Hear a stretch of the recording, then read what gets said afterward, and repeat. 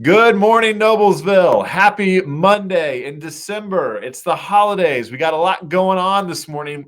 All the more reason to have a little check-in here on Mental Health Monday. Right, Kristen Boyce? Absolutely. Thank you, Mayor Jensen, for having me today. So always so happy to have you join us. Kristen, I hope you know I get more and more compliments on you, and I hear different groups that I'm sure are reaching out to you to engage you, which is exactly what we've been trying to I think one of the biggest goals over the past 9 months has been to elevate this conversation around mental health. So I'm sure you are getting inundated by calls and requests of people wanting to talk with you. So I'm excited about that. I hope you are too. I am so passionate about this. My one goal I write down every single day in my journal is to change the global conversation around mental health. And with your assistance, we're able to offer support during this really difficult time. And a lot of people are having COVID fatigue. So I thank you so much for providing this platform for us to help and assist and be of service during this time. No, happy to do it. You know, we have a mayor's youth council every year that just got started up a few months ago with the 2020-2021 season. I think they're looking forward to focusing on mental health too. So, which is exciting to have high schoolers starting to talk about mental health as well, because that'll just translate across the board. So anyways, it is December 7th, 2020, Monday morning, Mental Health Monday. I'm just honored to have so many people join us on this day. We're going to get started with some square breathing. But before we do, I want to just acknowledge, Kristen, I know I always say that I utilize square breathing. I can tell you just from a very personal standpoint, the last couple of weeks have been a little trying in our office and in my life, in our city. We've had some real heavy conversations, some really tough conversations, which we know we're going to have as a community, not even around COVID, but around gravel pits and roads and stuff that are really harboring some tough emotions in folks, myself included. So square breathing, I say that just because square breathing has been really instrumental for me the last 2 weeks. So I just want to personally say thank you, because it has been a tough couple weeks. So that's why we're here, and I'll let you take it away with a little exercise to get everybody warmed up for our conversation today. And that warms my heart that you're putting this into practice and it's helping you during tough conversations, because that's what this is all about. We are going to have hard conversations, and I encourage people to keep having them. And in order to tolerate that and lean into the discomfort, that's what square breathing can offer us. It can offer us a way to calm, get our head clear, and communicate, hopefully in a way where we can listen, to understand and connect. So what we're going to do is we're going to start with putting our feet on the floor, and this helps kind of center us and ground us for these conversations in this difficult time we're in. And then what we can do is we're going to inhale through our nose for 4. We're going to hold. The hold is super important. That way we are taking the time and the space for our body to recalibrate. And then it's a slow exhale, like you're cooling soup, through your mouth. So let's do it together. Feet on the floor. Inhale through your nose. Hold. And slowly exhale out your mouth.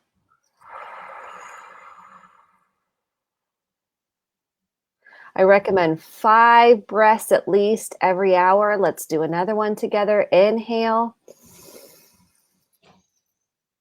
Slow exhale, letting go.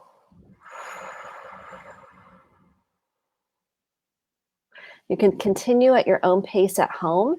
And I recommend doing this whenever, wherever you can. You'll see me around my house breathing all the time in my car. Not doing a lot of driving right now.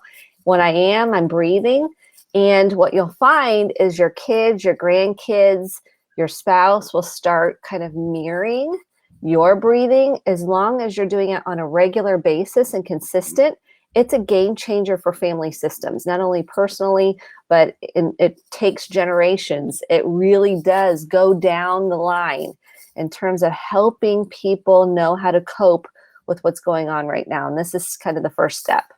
Awesome. Well, thank you for walking us through that exercise. You know, Chris and I laugh because every week we average about 2,000 people that view this program throughout the week, which is awesome. And so if you're on this morning, feel free to type a quick note and say hi. If you watch during the week, let us know you're watching. If you want, only if you feel comfortable, but you're welcome to say hi at any point in time during the show. If you have any questions, obviously a topic that you want us to touch on, we're flexible. We're ready to go here this morning. This is all about you. So please take a moment, tell us hi, and how much, like I said, if you have any questions, please let us know. So it is the holidays. We are knee deep. Before we got on, Chris and I was telling you that we went on a carriage ride last night through downtown Noblesville. We went to Mateo's for dinner. I overate majorly, but that's okay. But while that's a magical time for so many, it's also a very anxiety-ridden time. It's really a stressful time. I was reminded the other day by a good friend, Patrick Probst, who's a loyal listener as well, that people are carrying around a lot of tension right now.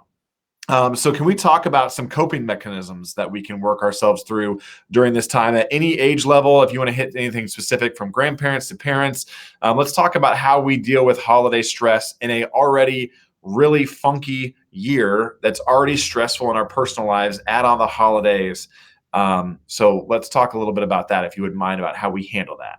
Yeah, and I think you're spot on right now. We have COVID fatigue. People are sick and tired of the whole thing, and they want to go back to how it was. So we're dealing with a lot of grief. And now we had Thanksgiving we got through. Now we're going to have the holidays coming up, and what's happening is not going to be the same as it traditionally has been. Just like 2020 has been for all of us, it's changed. And so the first thing I want to say is we've got to take time to process what we're feeling emotionally. You know, I'm big into this. We cannot move through this challenging time without processing what we're going through. So it's really processing, then acknowledging. And so how do we acknowledge each other? One, we start a conversation saying, how are you feeling? And they'll go, I'm fine. And I go, no, really, I've done this so many times. No, really, I really want to know how you're doing. They're like, I'm not doing well. I'm angry. I'm tired. I feel lonely. I'm depressed. I feel anxious. I'm afraid. And I kind of feel disgusted. I'm just over it. And I go, it's okay. Let it out.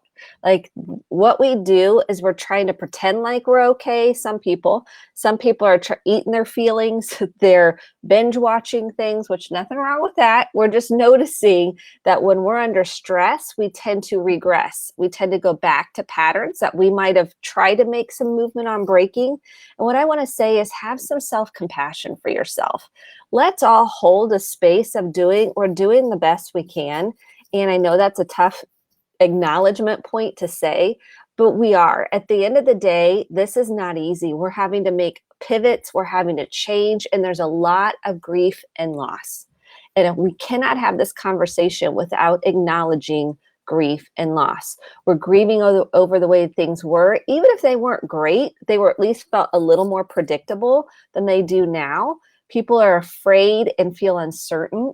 There's a loss of maybe loved ones that they've had to walk through grief in isolation. Grief is hard enough, but walking through grief in isolation, I can't even put to words how heartbreaking that is, because we're meant to be in community. We're meant to come together when there's heartbreak. We're meant to come together when there's grief and loss. And when we don't feel like we can come together, the pain feels deeper and the pain feels wider. And I want to take time to say, can we acknowledge each other? Can we acknowledge each other? Can we say, oh my gosh, let it out? I get it. That makes so much sense that you're feeling that way. And then the third thing is, then we can get into possibilities. Then we can brainstorm new ways of showing up. So we might say, okay, we can't be together for the holidays.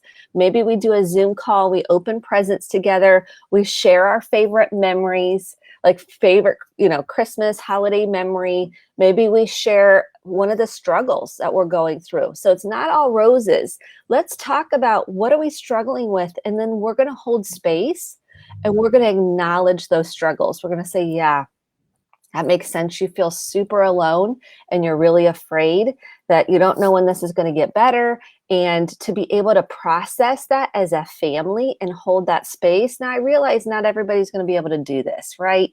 That's okay. If you don't have that space, one, there's therapists out there. Two, there's support groups. And three, there's journaling, walking, meditating, praying, getting into, volunteering, adopting a pet, which we just did yesterday. We have 3 dogs now, so welcome to COVID. You actually adopted a new dog We versus just have yeah, sponsoring a we dog? actually adopted a dog, a retired racing greyhound. Yeah. So we're really excited. So one of the things that we're just opening our heart space up and saying, how can I love more?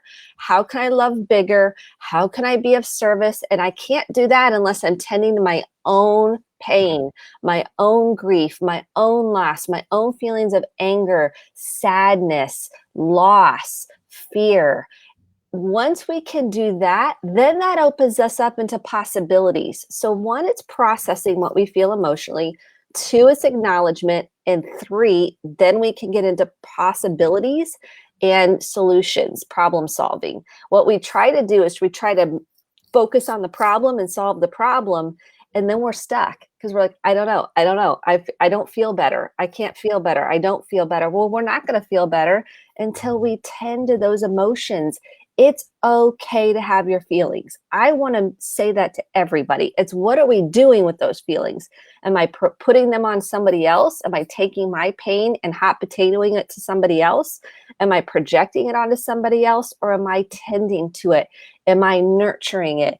Am I saying, yeah, I'm struggling right now, and I'm starting these deeper conversations and with people that can also have those conversations, and then we're holding space for compassion and grace and empathy, because we cannot get through this without offering that up. So when we listen to somebody, we're not trying to fix, rescue, or save them. We're just saying, I'm going to hold the space and I'll be with you in this. I won't jump in the hole with you.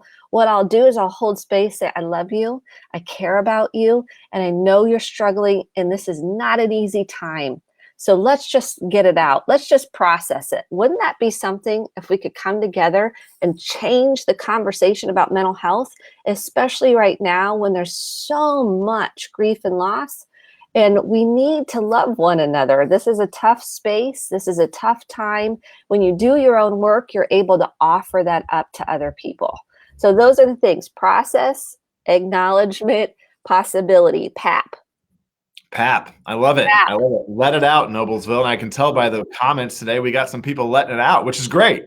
So I want to acknowledge that. First of all, Blakely, I don't know you, but first time tuning in, thank you.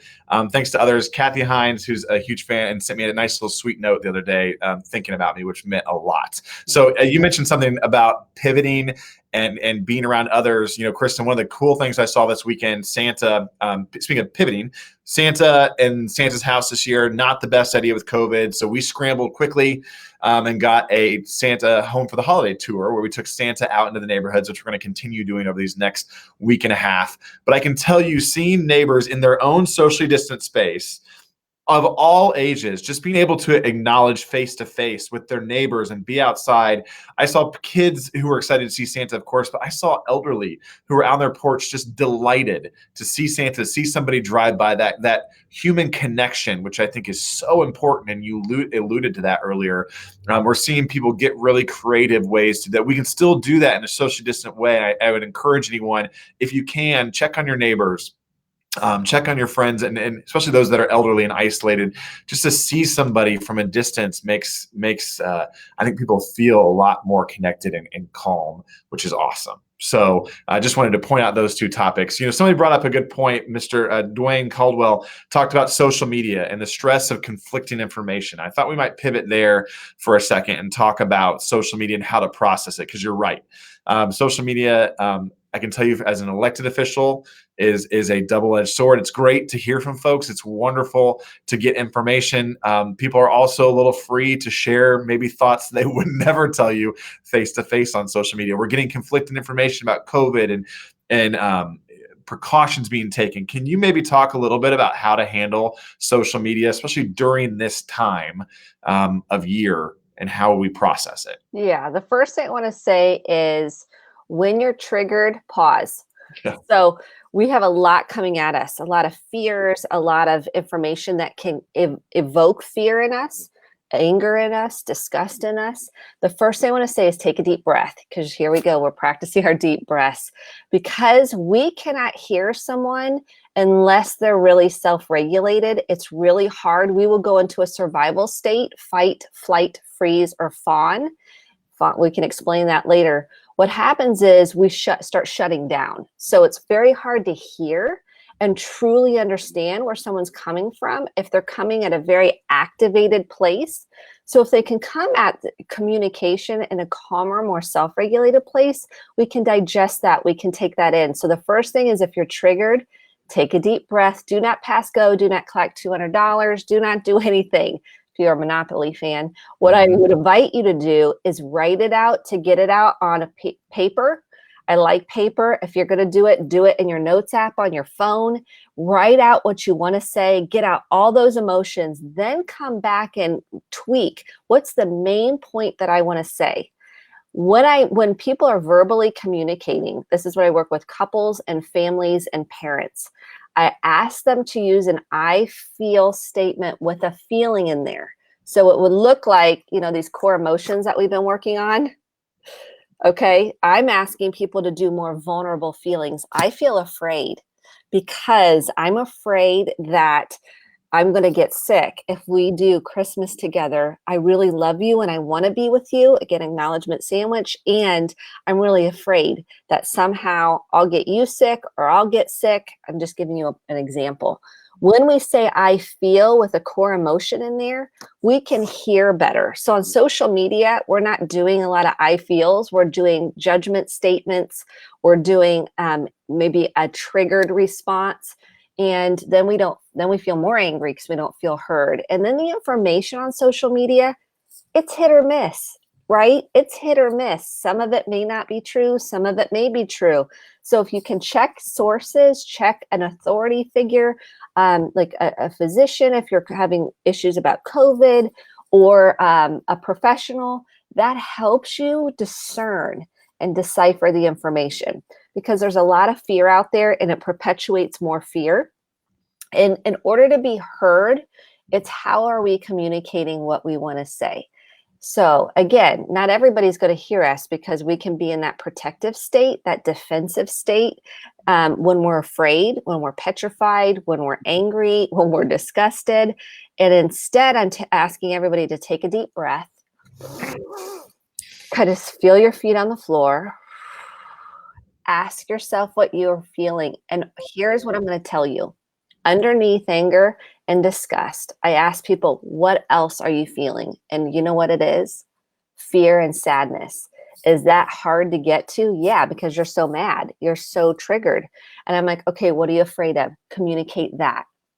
Communicate that. I feel afraid. Boom. Communicate the fear. That's more vulnerable. And people hear that easier. They feel less defensive and more like, okay, that makes sense. Now, they may not agree with you. So this is what I want to tell people. Well, we're not all going to be in agreement, but if we can all hear and listen, it doesn't mean the outcome might change. It means that we at least feel heard, understood, and cared for. So hearing one another is really important right now, and it's critical moving forward. In order to hear, you have to be processing your own feelings, thoughts, body sensations in order to hear somebody else. So then I can come from an open-hearted place. I can listen, and I love my acronym WAIT. Why am I talking? I know I'm talking now because we're doing kind of some psychoeducation, but I do a lot of listening on the other end to try to understand what's the other person feeling, what's really at the root of this. And if we step more into vulnerability and communicate from that place, we can understand one another and hear much more effectively. I love the acronym WAIT. I'm going to think a lot about that over the next several weeks. That's great to remember. Why am I talking? Good. I love the I feeling statement. And in the interest of being vulnerable, I've said one of the reasons I would do this program is I would share some feelings and some issues that we've been working through in our house. So Julie Jensen and I have been working through I feel statements a lot this time of year. And one of the areas that we have been working on is that I am from Noblesville. So my whole family is here. My mom, my brothers, everyone's here. Julie's from Columbus, Ohio. So she is feeling a little bit jealous of my relationship with my family right now. And really at the core of that, she's feeling sad that she does not get to see her family during the holidays as much as we get to see mine. So I share that for maybe some couples are going through that as well. There's a little bit of friction on being able to see one side of the family versus another, and that's been very sad for her. This holiday season, not being able to see her parents and her brothers and sister-in-laws and our nieces and nephews on that side versus what we're seeing with my side of the family. So I share that just as a sense of vulnerability for everybody if you're working through that at your house as well. And I think that's really important to see that you articulated that underneath that is really sadness and grief and a sense of loss. And when you can acknowledge that and hold space and say that makes sense, you feel really sad and you're grieving over that. Now we're processing instead of being in defense mode. So I love that you said that, because now once we process, we can acknowledge, then we can get into possibility. Yeah. And so that's the beautiful part of the talking about this and having these conversations. So thank you for sharing that. Well, and one of the things that we've had to work through is that initial, whether it be jealousy or whatever, it comes across as anger towards me. And really, it's not anger towards me, it's sadness for the situation. And that, digging through that has been helpful to us and helpful for me to support her this time of year with that sadness going on. So anyways, one of the things that we also focus on, I want to touch on here this morning, is parental guilt this time of year. And even we'll translate it to grandparental guilt as well. I know we see it sometimes on the weekends when, we may catch ourselves on our phone too much and we should be playing with our kids more. That guilty feeling is really heavy right now because the holidays, our kids aren't getting to do breakfast with Santa the normal way we normally do it. We didn't have the Christmas parade like we normally do. You name it. Things aren't looking the same. How do we work through our guilt as parents and as grandparents this time of year, and how we translate that with our kids? Yeah. So let's just call a spade a spade. We're all going to have guilt, shame, and anxiety. So this is a key point. Guilt, shame, and anxiety functioned as kind of an inhibitory emotions. They inhibit us because underneath it are those core emotions. So underneath guilt is probably some fear. I'll try to do this on the screen. Fear and some sadness and grief. So when we can say, okay, I feel guilty. Okay, I feel afraid that I'm going to mess up my kids. I feel afraid that they're going to have issues too, which every kid's going to have issues. So this is what I tell everybody. We can't get out of, there's no perfect parent. So welcome. Everybody's going to have their issues. So a lot of it is rooted in fear and sadness, and shame says I'm bad, like I'm defective, there's something wrong with me, I'm not good enough. Guilt says I feel bad about my choices. So shame is about self and guilt is about choices. Guilt can propel us to make change. So if I have enough guilt, I might say, ooh, okay, I'm going to get off my phone, I'm going to put it down. Very hard to do. I'm going to put it down. And shame really takes us into the dark abyss. I call it the shame spiral, where we just feel like crap. We're like, nobody likes me. There's something wrong with me. I'm defective. And the only way out of guilt, shame, and anxiety, here we go. The only way out of guilt, shame, and anxiety is one, to acknowledge it, two, to process it. So we got the PAP, process, acknowledgement. And three is really compassion, self-compassion, having grace for yourself, forgiving yourself and saying, okay, I'm not perfect. Take a deep breath. What I encourage people to do is, and this is so hard for us, okay, I'm making it sound so easy. No, because we were parented that way sometimes. We weren't given that compassion, that grace to say, it's okay to have your feelings. Okay, let's process them. Let's talk about them and then have them acknowledged. So having empathy and grace for ourselves is really hard. So writing it out to get some clarity, like I feel really guilty, I feel really bad about this, write it out. Then what starts to happen is you get some perspective. Is this like the magic, end all be all? No, we have to process these core emotions in order to get through guilt, shame, and anxiety. You can't get through guilt, shame, and anxiety without identifying what's underneath it. Right? And so a lot of times we don't really want to do that. We're going to go binge on Netflix, drink the wine, go check out on our phone, get on social media. I mean, we shop, we can do be busy, gossip, people please. I mean, the list is endless of all the ways we all move away from what's really going on in the inside. And the only way through it is to process an acknowledgement. It's the only way through. And I know that sounds like, come on, can't there be no, there's no other way through until we acknowledge what's really going on the inside. That's where we can get, once we do that, we get calm, clarity, connection. We are just centered because we've processed it. We've released it in a healthy way instead of projecting it on somebody else and making them the reason why we're this way. Until we decide, no, I'm going to do something about it. I'm going to be intentional about it. Every single day, I'm intentional about doing my own work. Every single day. Do I want to? No, I'd rather, watch TV. I don't watch TV anymore, but I'd rather do something else, right? Get on my phone than actually feel it, because it's hard. And I cannot tell you, there's no other way to get through guilt until you process those core emotions and get to the other side.